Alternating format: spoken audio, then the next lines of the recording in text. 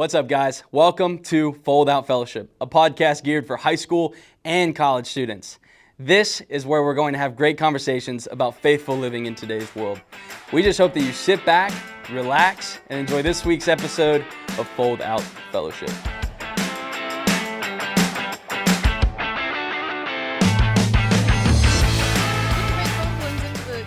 Look at you. I can't even see it. It's gone. Did you bring a phone? What the? Matching What your the- chair. Mine does. Well, kinda. Mine's Mine too. And today No, we're talking about Mitchell. different phone Whoa. cases. No, Mitchell. Oh, me. What am I doing? What are we doing here? Oh, man. Well, what's up, guys? Welcome to this week's episode of Fold Out Fellowship. It's your boy, Wasky, coming at you live from the podcast studio. Yeah, It's your boy, that's my catchy Mitchell. intro. It's your girl, Manda. It's Manda. Yo, it's Manda. Kern dog. Kern dog? Yeah, like corn dog. Absolutely not. I kind of like it. One of my friends tried that nickname in high school, and it lasted for like a short period of time, like a day maybe. He was like, Kern dog, yeah. And I was just like, Kern dog. you can if you want to. He's Because like, it's "You pronounced don't Kearney, right? Kearney, yeah. Kern dog. Yeah, I'm going to start calling you Kern dog. Good luck. All right. Maybe you'll last longer than he did. Yeah. We'll see. Well, Now we just need one for Amanda. No, we're good.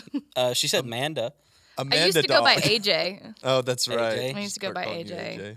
AJ. Yeah, Manny, Maida, Mandy. Huh. And this No week, offense to Mandy's. this week, listeners, we're talking about names and what nicknames you should go by. Top 5, bottom 5 names Yeah. of all time. Yeah.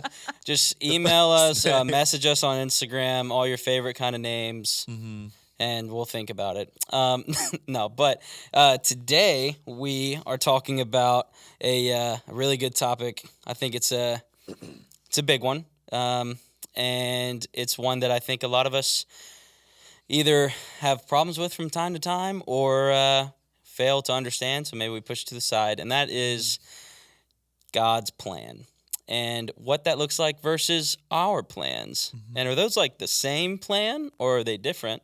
And then maybe what happens if God's plan doesn't look like my plan? All these things about plans. That, All these things and more. all these things and more found at Fold Out Fellowship today. So speaking of plans, just want to start us off asking you guys. So in high school, I don't know about y'all, but for me, I got the question a lot of, hey man, congrats on almost graduating. What are you gonna be in 10? Where do you see yourself in 10 years? Was this Uncle Jim? Well, he grew up in Yeah, no. High Creek. Is this a High Creek? specific person though? I feel like you're talking about a specific. There might be a Like specific he asks person. me every The time. name my doesn't uncle. come. Yeah, right. Yeah. I do have a few uncles, but No, I got that question a lot too, and honestly, it annoyed me. Because I was someone who didn't. Maybe this is like the fun thing. I don't know if you're like an over planner necessarily, but I'm the opposite. I didn't have a plan. So whenever family members or like teachers or my parents would ask me like, "What's your plan?" I'd be like, "I don't know." I'd be like, "I'm going to Austin Community College because it's really cheap and I can transfer those credits. So I'll figure it out while I'm there, I guess." You know, it's like, what major are you gonna have? I was like, I don't know. Like I just felt like the sounds- answer to that question, yeah. and that's not what anyone wants to hear, right? They want you to. It's kind of small talk. Like, what do you have planned for after high school? And you're like, I'm going to Baylor, and then it's like, oh my gosh, like I went to Baylor. Your grandpa went to Baylor. His grandpa went to Baylor. We're so glad you're. And then I'm just like, that was just never. That wasn't going through my head. I didn't really have a plan. Yeah. So it sounds so free. Not it was having a it was plan. a bit maybe a bit anxious. I was gonna say, did it ever give you anxiety to have people around you have plans, and you were like, I don't. That looks fun, but I don't. Yes, know how we to do talked that. about comparison last week. Yeah. Did. Shout out last week's episode. Yeah, go watch that one. Stop right where you are. Go watch Yeah. that one, and then Come right back. Yeah.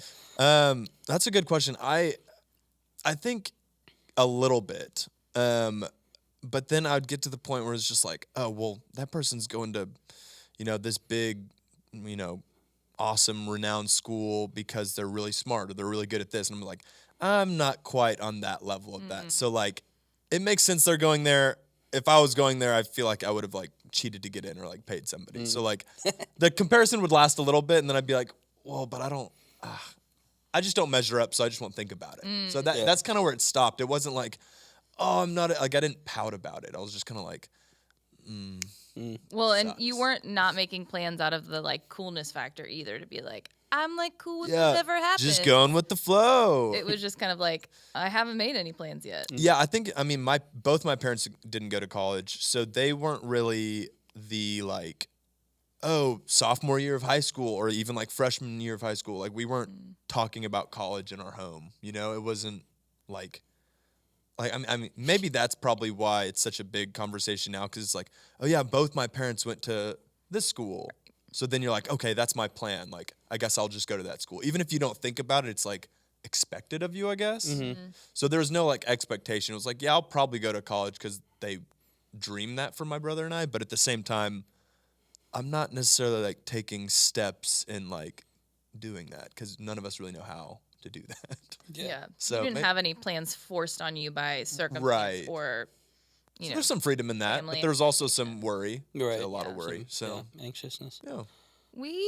I think the expectation was always that I would go to college, but there wasn't a specific place. Like my dad grew up on the West Coast, and he had been in the Coast Guard, and he had ultimately graduated, but there wasn't like school loyalty the way that there is in Texas. So, but there was topic. the expectation that I'd go to college.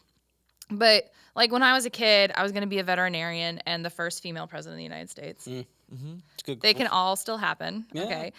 Up until I was like 8 or 9. And then I think I just wanted to be a horse girl for the rest of my life for a really long period of time. Shout out horse girls. Shout out horse girls.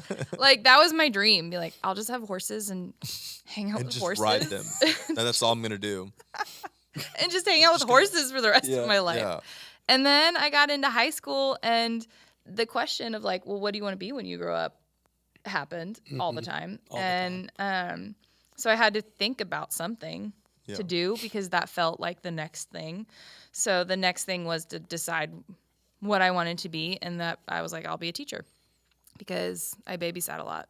And that was as much thought as went into being an elementary education major for all of one semester. And I don't even really count it because I didn't go to class very often.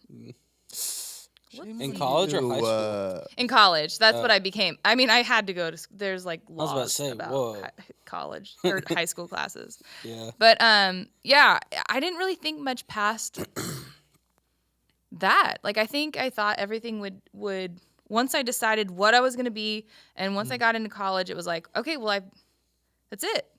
Like that. Yeah. That is what I should plan for, and then everything else will just happen, right? Like I'll get married, and then I'll have kids, and it'll happen. Like that's the end goal. I don't know. I feel the same way though. It's like, okay, once I choose my major and get into a college, then I'm done. Mm-hmm. It's like that was my plan. Plan achieved.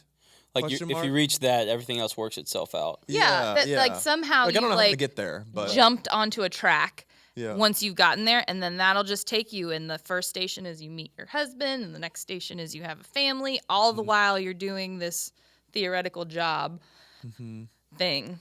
But I don't know that I really factored what God wanted me to do into that. Yeah. Until later. Yeah. What about you?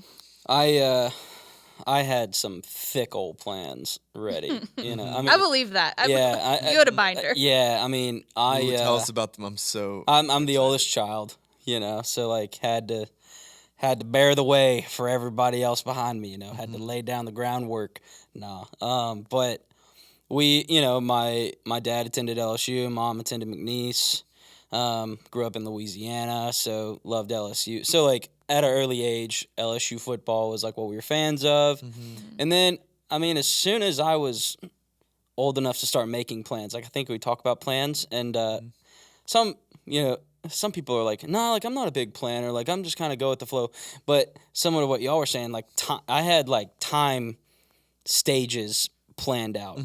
So like middle school, 6th grade, once I realized I liked football, I will be the starting whatever I'm good at in high school. Like that's what I'm going to do. I'm going to be the starter. Got to freshman year of high school, I'm going to be the valedictorian. Like I'm going to be the best in my class. And then keep continuing on planning. I'm going to get into my favorite college.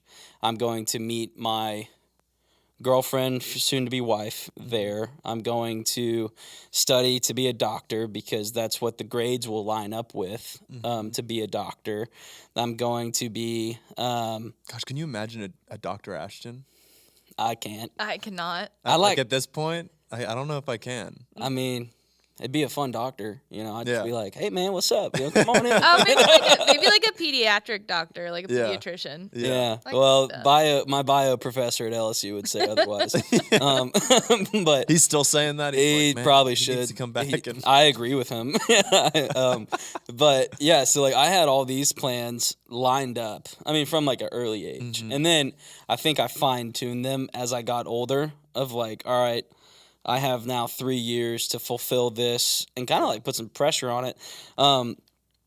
But yeah, so I kind of compartmentalized all my plans and always had them, and then got really, really, really distraught when they wouldn't go my way.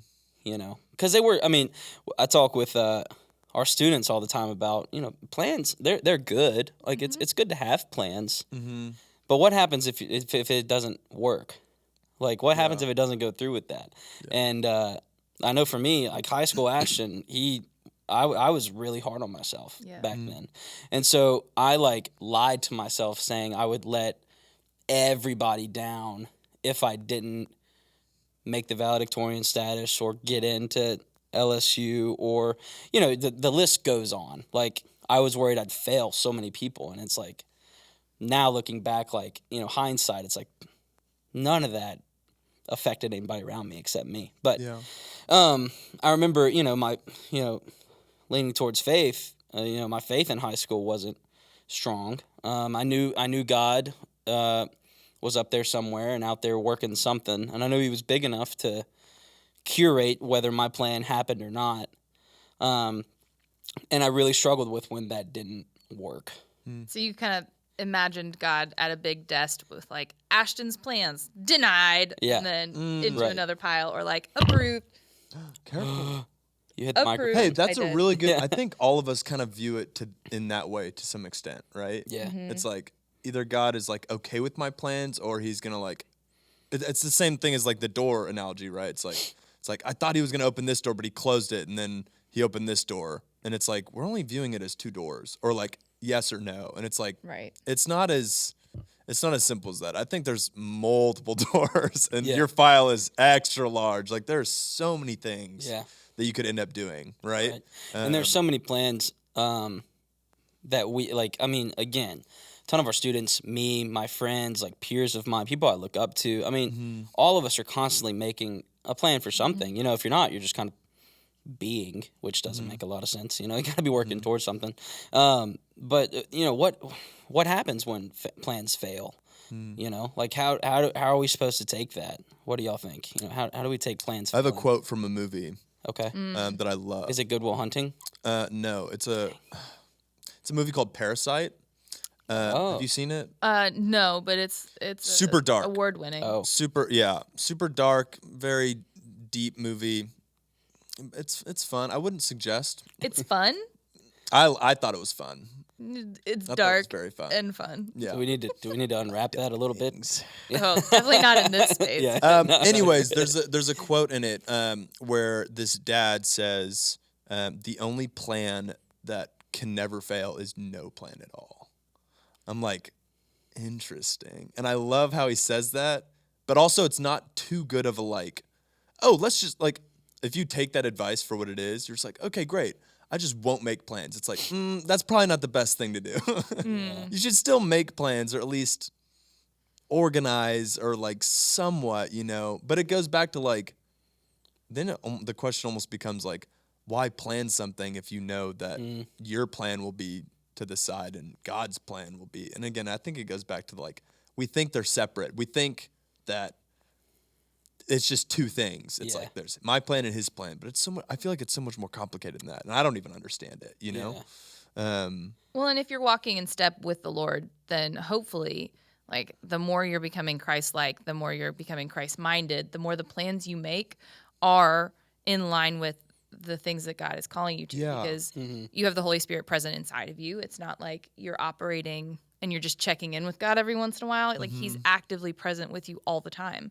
So hopefully as you grow in your relationship with the Lord, as you seek him in prayer and like you move forward and you look at opportunities and you pray about them, then you are gradually becoming more and more Christ-minded, and that becomes more and more God's plan and your plan aren't really indistinguishable or distinguishable from each other. Well, yeah, it's like your will and God's will. Some of those like points when what you're getting at, they overlap, right? And those are the moments where it's like you're the closest with Jesus, or like you feel like your relationship, or you're like the most spirit led, or you're like this Sunday we're talking about what it's like in middle school to be like walking in stride with the Spirit. And really what it comes down to is that it's like I think there's this like synchronized. Hopefully it comes more often than not, right? Because sometimes we're not synchronized. But whenever we are, I do think there's just that slight overlap of like our will and God's will, and like some of our spiritual gifts and passions that he's given us and what he built us to do, what he created us to do in this life. And when those overlap, I think that's when it's like, oh, I think that's what I have to do. And I think that is what God wants for me. And luckily enough, I want to do that too. It's not just like, oh, I want to not do that. It's like, no, when they overlap, it's like, I mean, everything falls into place, you know?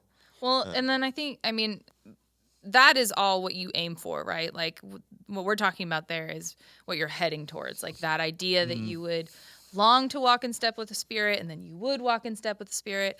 And that is what we're heading for. But when you're in high school and college, your plans seem so important and they seem so big, and that if they don't happen, something big and awful and drastic is going to happen. Like it's the end of the world.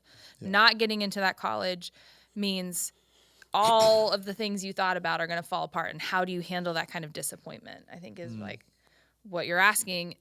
Or how do you process that as a believer when you thought you were making good plans, and in your mind you can't see why getting into A&M wouldn't be a good thing, right? Like you look, that's just an example, but like if you've held on your entire life thinking I'm going to get into A&M and that I'm going to go this sorority or this fraternity, and I'm going to go this major, and then, you know, going to go work for this company, and you don't get into A&M, then all the plans you made and built up around that crumble, and it feels like you're starting from scratch. And then you're also trying to reconcile, well, so I thought this was what God wanted for me, and it's not.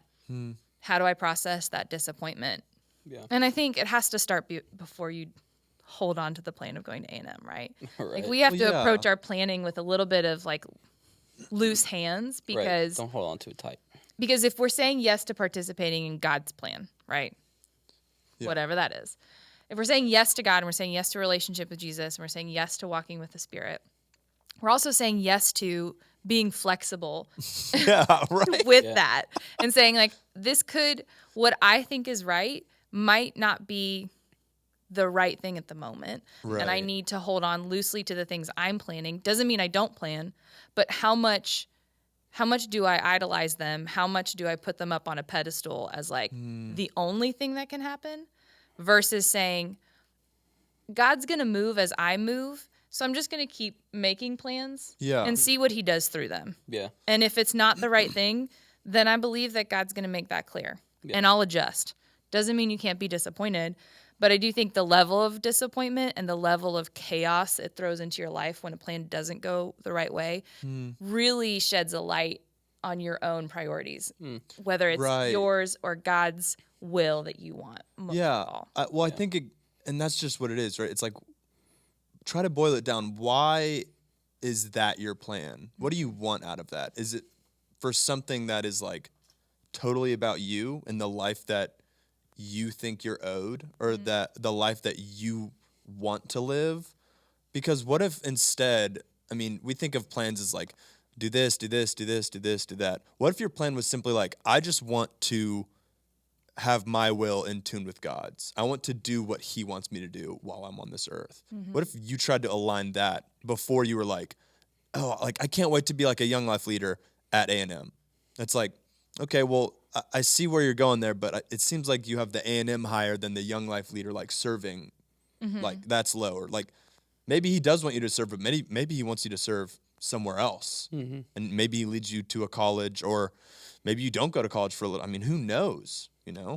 But what if we instead aligned our plan, if that's what we're calling it, with like, I just want to be in sync with God, and like whatever that looks like, and that's your plan, because that's what you want, right? That's what we should all want, is to be as close as we can with Jesus. Not like, oh yeah, I can't wait to get married right out of college and then we're going to live happily ever after. It's like, it seems like there's a little bit of an idol there, right? It's like, that's what you want. That's the life you maybe idolize or just like want for yourself, when instead you should, and again, it's hard, it's easier said than done, but it's like, we should all want a life that's like, we're just doing what God wants for us, because that's where we'll find the most joy. And like, I mean, being completely in sync with the Spirit. In sync, great band.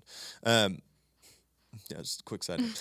Being completely in sync. I mean, a life like that, if I could do that all the time, I don't know. That sounds awesome. Yeah. This conversation just brought to mind the one concrete plan that I did make when I was in high school. Ooh, let's hear it. It's really funny because it's not so much a plan as like something I outlined and was like, I have to hold to this. And it was who I was going to marry. So in our youth ministry, we didn't have to. But when we would talk about dating, they're like, make a list. Y'all, I made a list. Make a list. I made a 4-page list. I hate those things. Of like what characteristics? Qualities. Qualities, like what they look like. Ruled paper?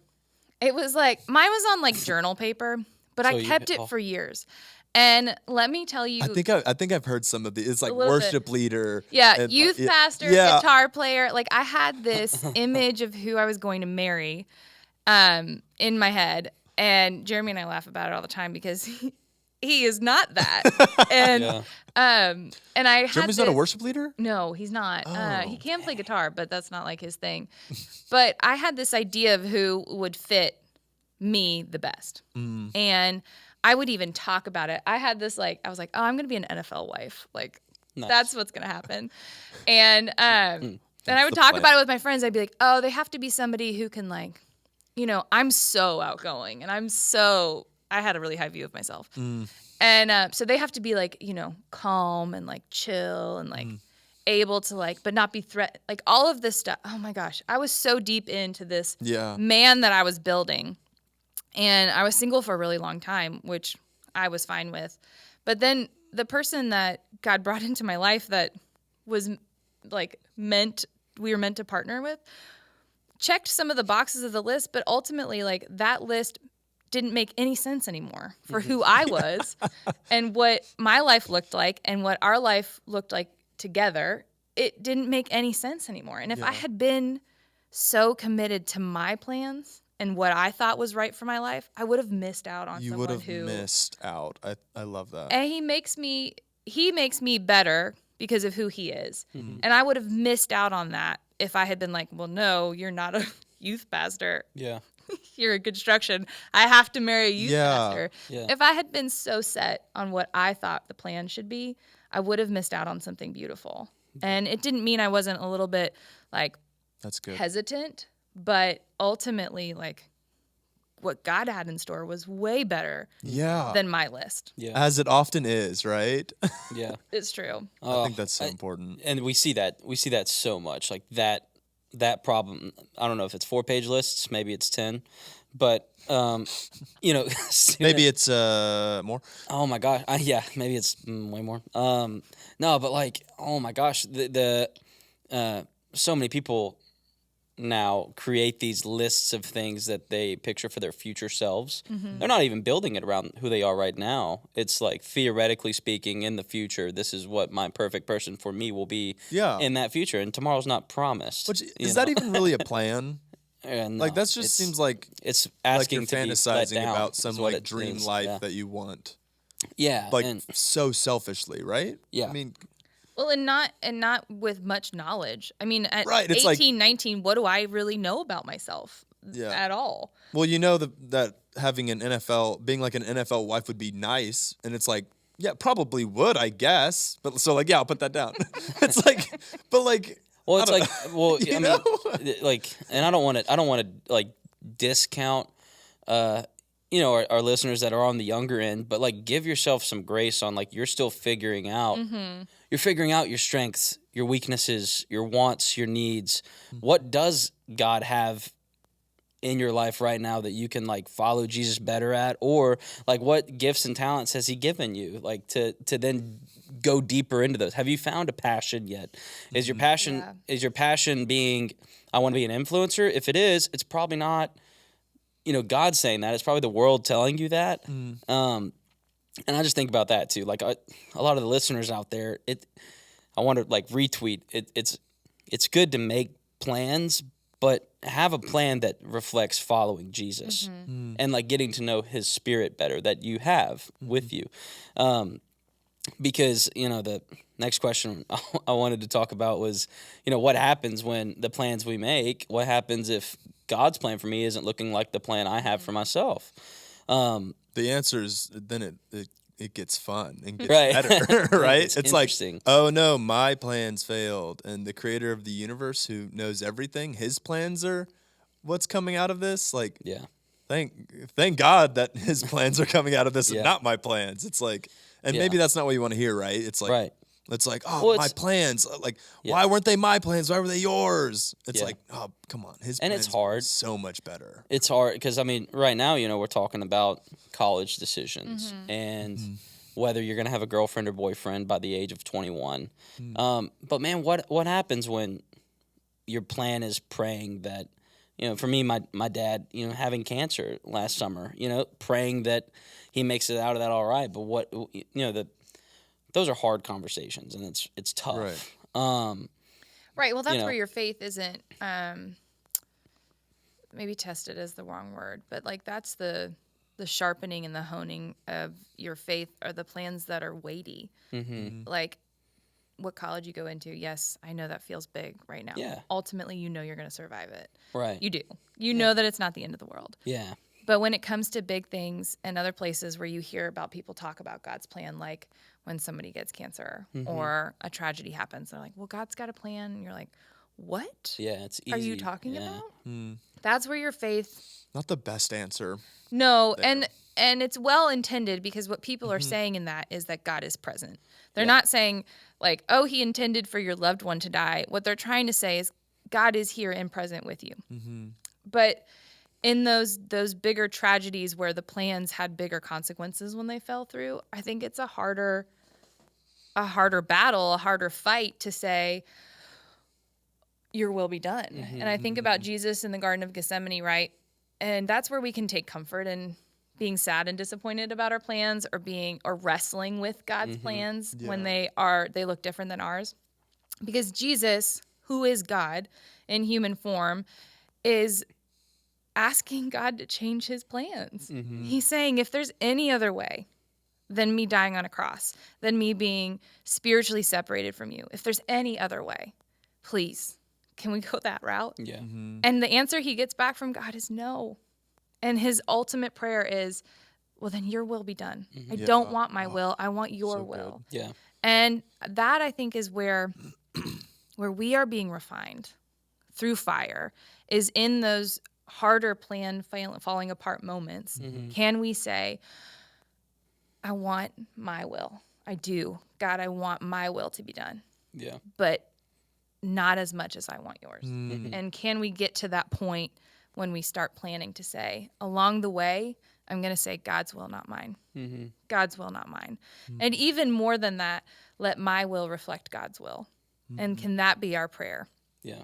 But I think we can also take comfort from Jesus, his anguish, and knowing that to be disappointed, to be sad, to grieve. That he felt it too. That he felt it too, and it's okay. How cool is that? That like our God has been in the position too where he wanted something else to be done. Yeah. But, and it's hard to talk about because of the Trinity, but like Jesus wanted something, who is God, and then like Felt our the Heavenly humanness. Father was, he felt the humanness and our Father in heaven was like, no, like this is my plan. This is the will.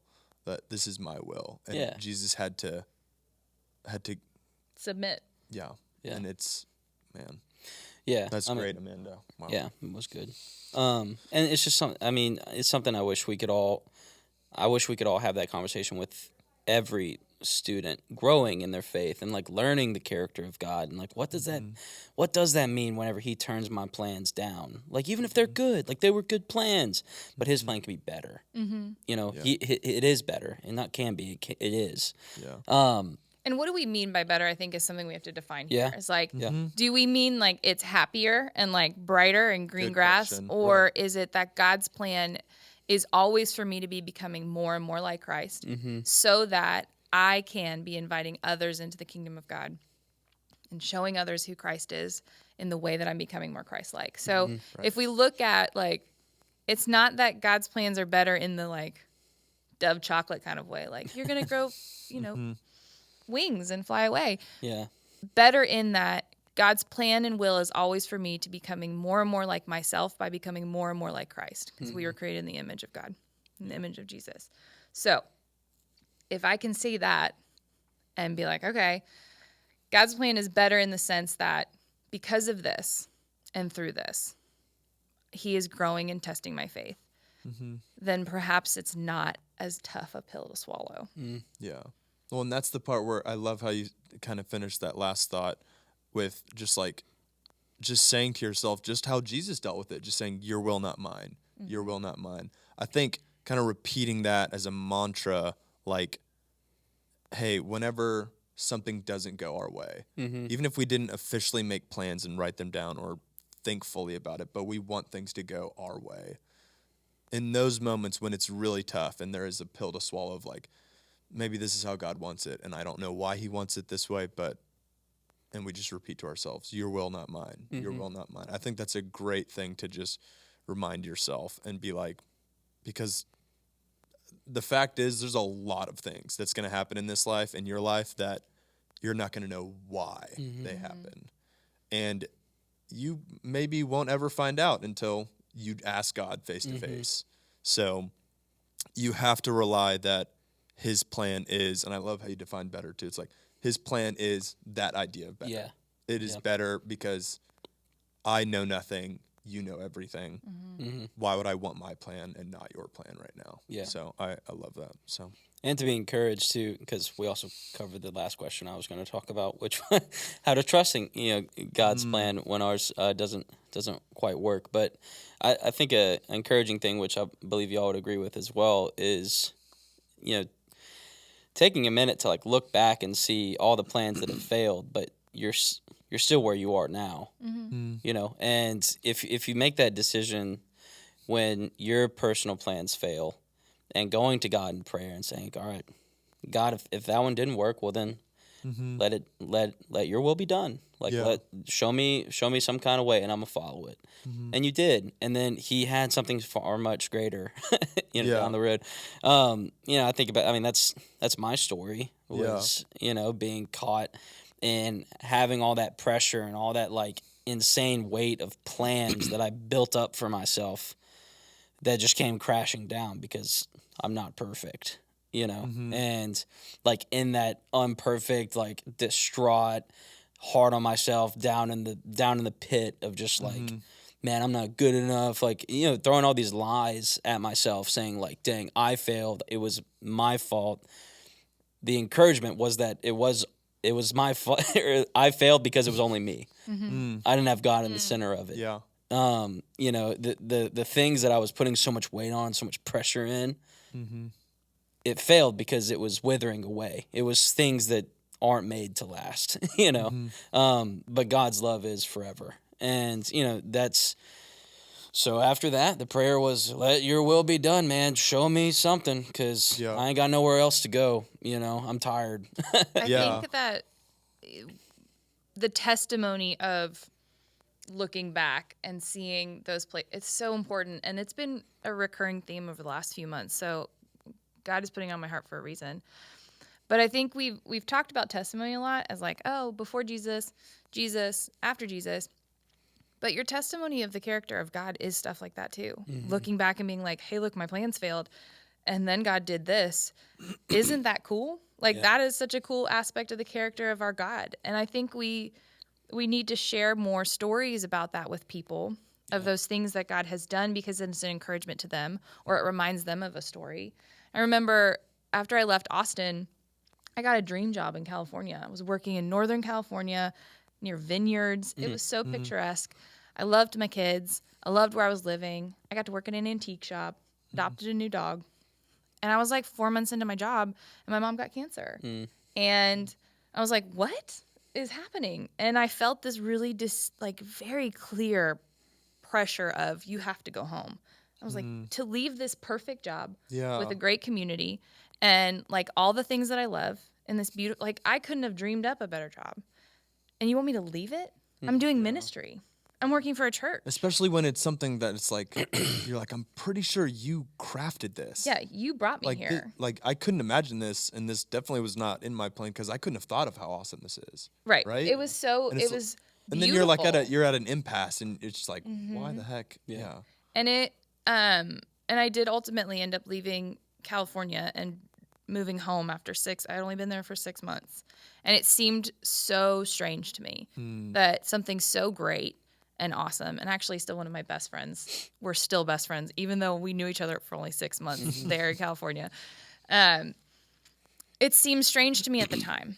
And then in that year that I was living at home, I wasn't working for a church, which is where I had really placed a lot of my spiritual identity in. And my strength had been, I'm working at a church. Like, my faith is strong. Well, now that crutch and identity is removed. I'm no longer a youth pastor at a church. I'm just working side jobs. I'm nannying so that I can have the flexibility to be there for my mom and my dad.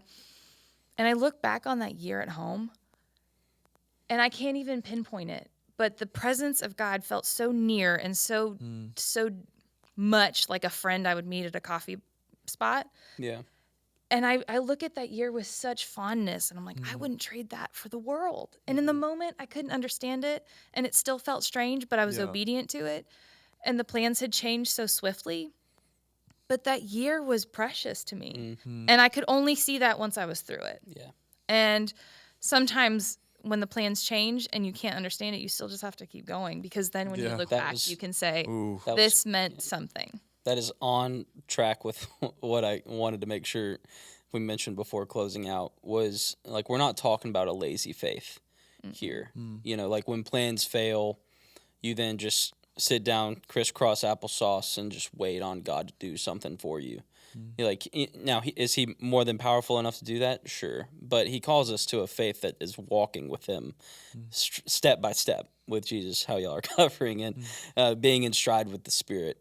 And I think, it's biblical too. Like, if your plans fail, pray about it, go to God about it, and then keep making plans, even if they keep failing. Like, I feel like the world today, they teach a lot of our kids are geared to like put all this weight and pressure on the plans, and if it doesn't work, well, then it's your fault. Like, then just keep trying at that plan, because that's the only right one. Like, that's the one that's going to work. And Well, and it's tough, right? Because a lot of the time, like, I mean, I felt the pressure just growing up in the culture I was in, that like, even before I had thoughts of it, I felt like my whole life was laid out. Like the American dream of go to college, get a job, find a husband, wife, then live happily ever after. It's like that's the plan, right? Like, that's what everyone is almost like predisposed to think of. Yeah. It's like, that's what I'm going to do. That's my life. And it's like, oh gosh. Yeah. There's probably so much. There is so much more in store, especially if you're trying to walk with Jesus, like what he has for you. It's going to be something you can't imagine, you know? It's so much more full than that, you know?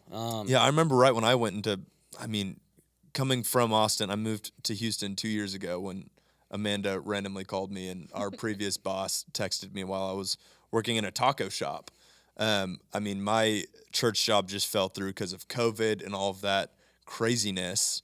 And it's the same. I mean, it's the same thing that you just experienced, or not just experienced. You just shared of that. Like, I'm pretty sure I was like, God made me for ministry, and He wanted me to do that, but now I'm not doing it because there's a global pandemic going on, and it's like, okay, maybe He doesn't want me to do this, and there's a lot there, right? But I mean, just in short, it was like, no, I must have applied to like 3 or 4 other like church jobs, and they were all just like no's. Like, nope. Yeah. You need more experience. You need more this. You need that. Whatever. And then I remember there was one interview that I like completely bombed. Did terrible. And I was just like, man, maybe I'm not cut out for this. Yeah. And it was just like, well, thank God that I bombed that, because I wouldn't be here right now. It's like, just think of, like, again, hindsight's always the best, but I think Amy said it last week. Like, one of God's greatest gifts is hindsight. It was something like that. I was like, man, I'm so glad that I get to look back and see his plan and all of its like intricacies. Yeah.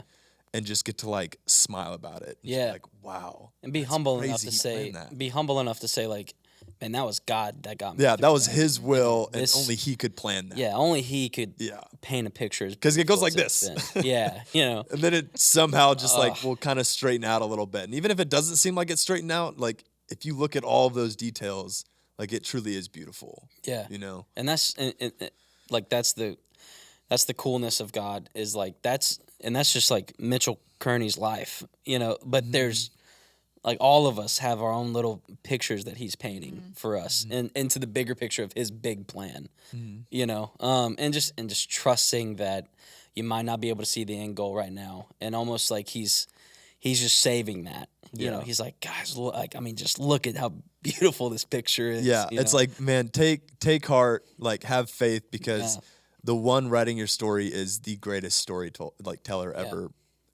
You know, it's like, that's just exciting. Take you know, heart. Yeah, like, wow. And he's good. You And know? he's good. He is good. And the Creator loves his creation. He's not gonna hate on us. Yeah. So He's not a hater. He ain't. he ain't a He hater. ain't a hater. He ain't a hater, fam. He ain't a hater, fam. All right, cut. Yeah, just cut. And that's it. No. Well, hey, if you tuned in on YouTube, Apple Podcasts, Spotify, if you're just seeing a clip on Instagram, we're so happy you're here. Thanks for tuning in if you're still listening. We went a little overtime, but hey, it was a good conversation. So thank you guys for tuning in. Give us a like, a follow, subscribe, comment, share, whatever Give us options something. there are. One of those. I don't know. If you want to message us on Instagram. There's a little message button. If you have questions of topics or insight or just encouragement, you know, whatever share, you want. you know? Just share. Yeah. you know? Share your hindsight. Yep. Share your hindsight. That's cool stuff. But we love you guys. We thank you so much. Thanks for tuning in to this week's episode of Fold Out Fellowship. We'll see you next week. Peace. Hold Be with you. and cut. All right, that's a wrap. Lunch. And